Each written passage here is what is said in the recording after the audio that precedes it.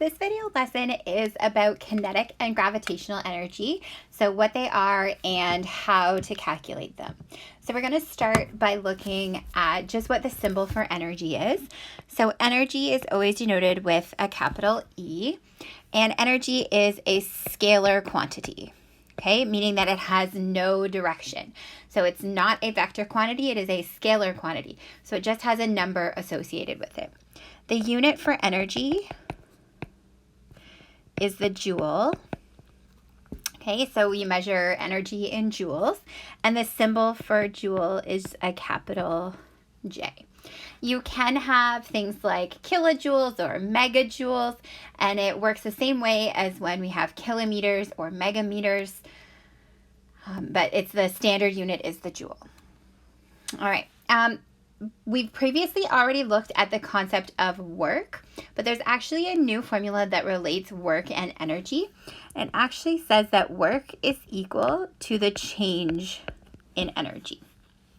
Okay, so if we're trying to calculate our work, we can do our final energy minus our initial energy to calculate our work. And that's why work has the same units as energy. They're both measured in joules. Okay, and so if you're ever looking for the work, but you are given some energies, you can use this formula of energies to help you calculate the work. Okay, so we're going to start with kinetic energy. So kinetic energy is brought to you by EK, and kinetic energy is the energy due to motion. So in order to have kinetic energy, we have to be in motion. We have to be moving. We have to have motion of some kind. And the formula for kinetic energy is that EK is equal to 1/2 mv squared. And so in this formula, okay, our kinetic energy is measured in joules. Our m is the mass of an object. So whatever we're trying to measure the kinetic energy of, and that should be in kilograms because every time we measure mass, our standard unit for mass is in kilograms. And then v is the speed at which the object is moving. So speed of the object. And speed, our unit should be in meters per second. Okay, so as long as we're plugging in our mass of kilograms, our speed in meters per second, and we're going to have to square that, we're going to end up with joules as our energy. Okay, so let's just do a really quick example here. So an example, so say we have an object that has a mass of 2 kilograms and it's moving at 3 meters per second. So we can calculate the kinetic energy. So kinetic energy is 1/2 mv squared. So we're going to do 1/2 our mass, which is 2 kilograms, and our speed, which is 3 meters per second, and that's going to need to be squared. And so then when we do that math, we're going to have to square the 3. So we'll do 3 squared, and then we're multiplying it by 2, and then we're multiplying it by 0.5.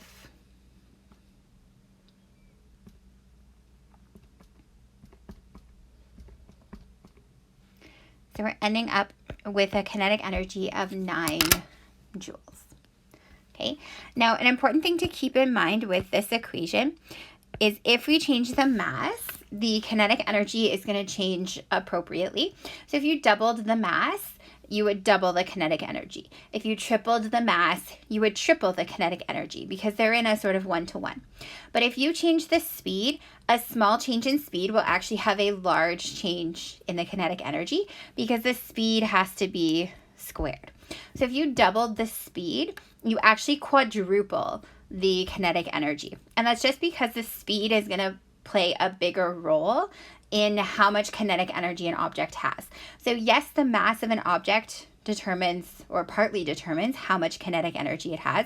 It's more about the motion of the object. So how fast the object is moving is going to give it more kinetic energy. Okay, so we're going to do one more, maybe 2 more practice questions. So we'll do another example here. So we'll call this one example number 2. And here we have a 70 kilogram athlete running at 12 meters per second. What's their kinetic energy? So to calculate this, we're going to use our kinetic energy formula. EK is 1/2 mv squared. And we're going to sub in our mass, which is already in kilograms, and then our speed, which is also already in meters per second. And we're just going to do the math. And so we're ending up with 5,040 joules of kinetic energy. And since we want 2 sig figs here, we would probably say 5.0 times 10 to the 3 joules, so that we get a 2 sig fig answer. All right, let's do one more practice question, only this time we are going to have the kinetic energy and we're going to try and calculate the mass. So example 3. So a cart has kinetic energy of 4.2 joules and is moving at 5 meters per second. And I want to know what the mass is. So we're going to calculate the mass of this cart. So again, we're using that same formula. EK is equal to 1/2 mv squared. Only this time we're going to rearrange and solve for the mass. So I'm going to rearrange first. So I'm going to end up with 2 times my kinetic energy will be my mv squared. Okay, so I have a half on one side. I'm going to move it to the other side, and so it's going to be multiplied by 2, because on one side it's divided by 2, so then the other side has to be multiplied by 2. And then I'm going to solve for m by itself. So my m is going to equal 2 times my kinetic energy divided by my speed squared. So then I'm just going to plug in my numbers. So my kinetic energy was 4.2 joules. I want to make sure that's in joules and not kilojoules. And then my speed was 5 meters per second, and that's going to need to be squared on the bottom.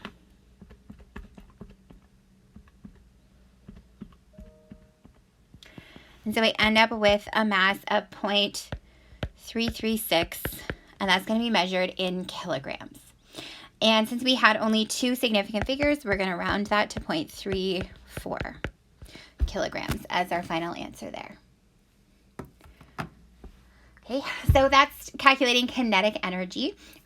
One big important thing about kinetic energy is that you need to have that formula memorized. So this formula here, the EK is equal to 1/2 mv squared. That is a formula that is not on your formula sheet. It is a formula that you should memorize, but it's a relatively straightforward formula, and we're going to use it a lot. Okay, so that's kinetic energy. So then moving on to gravitational energy.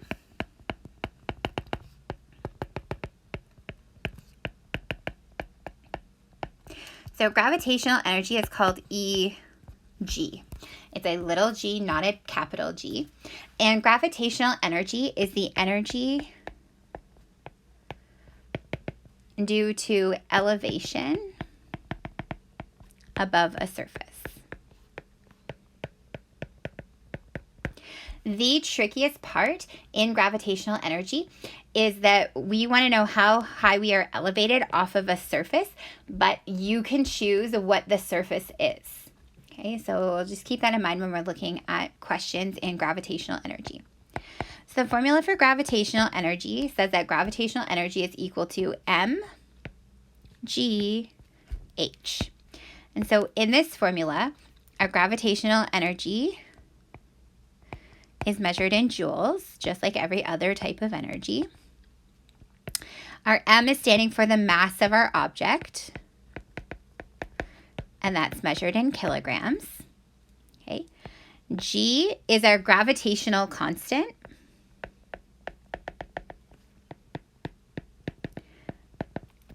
And on the Earth, that gravitational constant is 9.8 meters per second squared.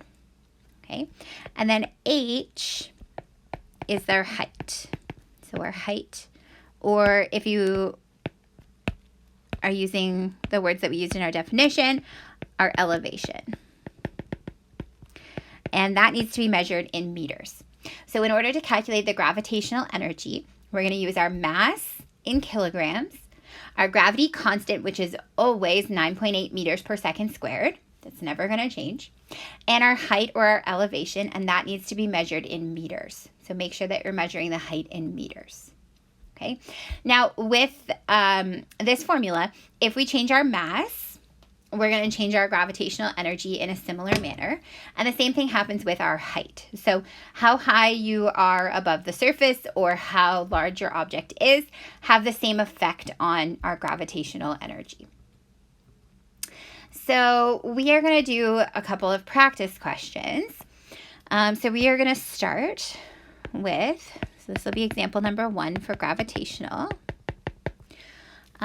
We have a person that's walking down a flight of stairs. So we're going to draw a little picture here. So we have the top of the stairs, and then we have some stairs here. We've got a little landing, and then we're going to go down a few more stairs.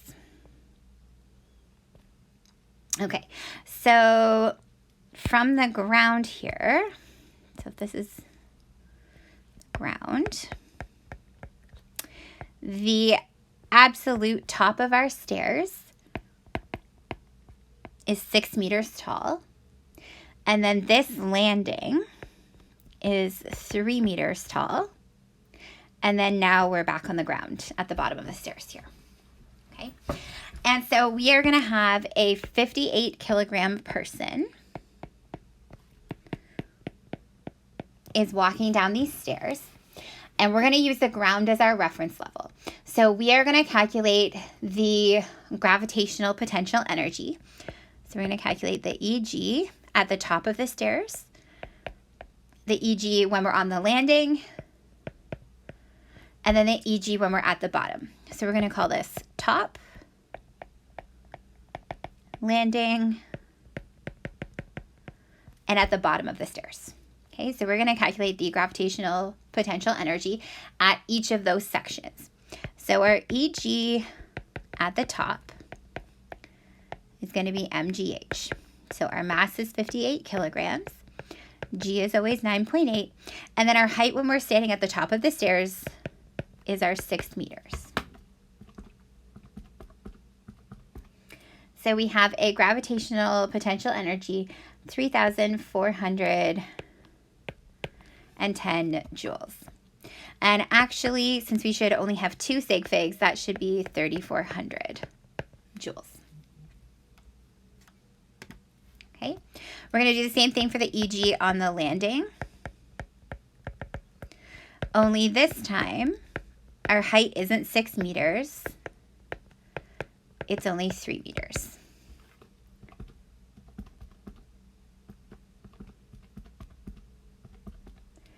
So now we have a gravitational potential energy of 1,700 joules.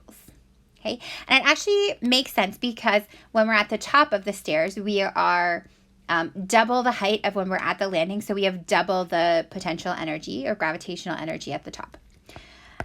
Our EG at the very bottom, same thing. We're still a 58 kilogram person, still 9.8, only now our height is 0. Which means once we're at the bottom of the stairs, we have 0 joules of gravitational energy. All right, let's try practice question number 2. So, example question number 2.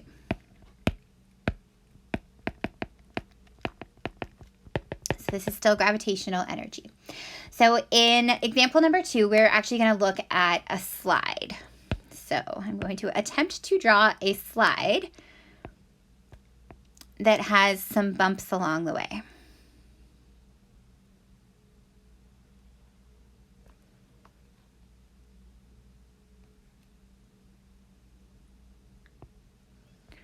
And I'm going to draw the pillars for the slide. Pillars are holding it up at different sections.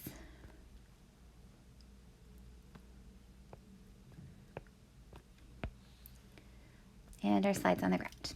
Okay, So then we're going to label the sections of our slide. So we're going to call this part point A. And then we've got point B somewhere over here. We've got point C, which is this kind of little valley. And then point D, which is right at the very end of the slide. Okay. And the only information that we know about this slide is that when we're at point A, we are 16 meters above the ground. Okay. And we know that our person has a mass of 42 kilograms when they're on the slide. And we want to find the gravitational energy at point A, point B, point C, and point D. Okay, so we're going to look for our gravitational energy at A.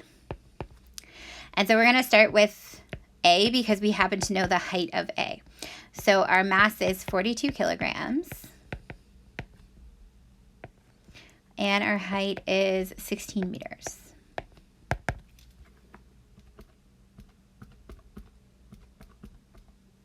So we have a gravitational energy.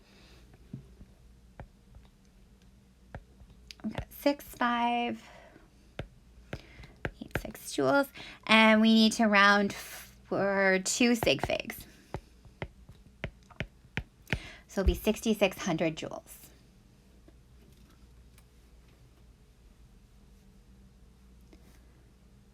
Okay. When we're at point B, the question is actually giving us a little bit more information. And at point B,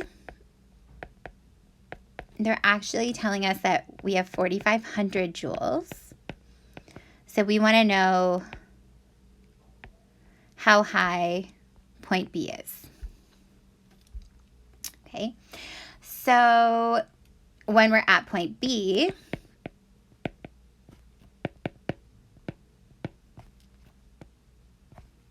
we actually know the gravitational energy is 4,500. We still know our mass is 42 kilograms. And then we'll find the height at point B.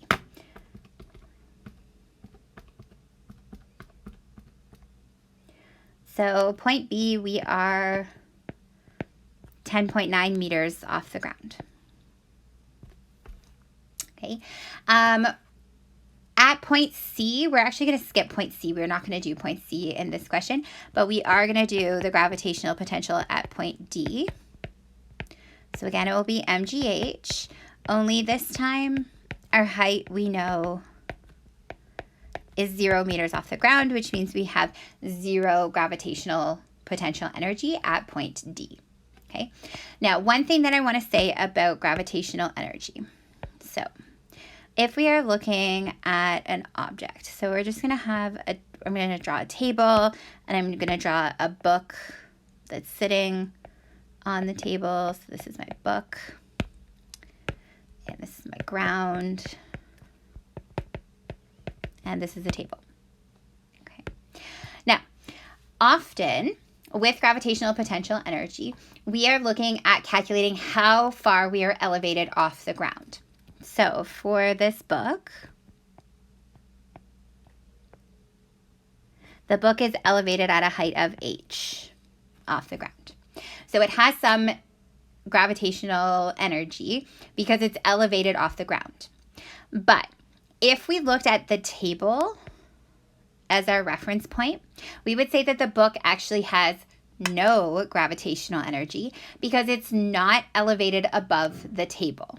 So with gravitational potential energy, it is all about the reference point. So one of the most important things when you're calculating gravitational potential energy is to define your reference point. If that's the ground, then that is absolutely fine.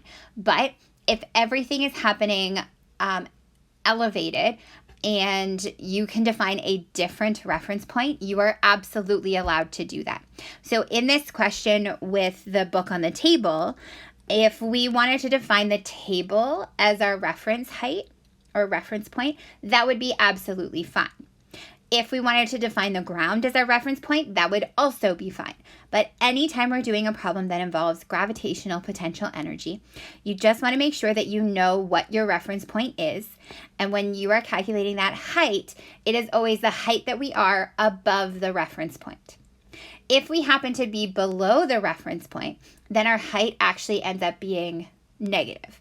And so we can have an instance where we have negative potential or gravitational potential energy because our height could be below our reference point. And so that's absolutely fine as well. Okay, so that's it for calculating kinetic energy and gravitational potential.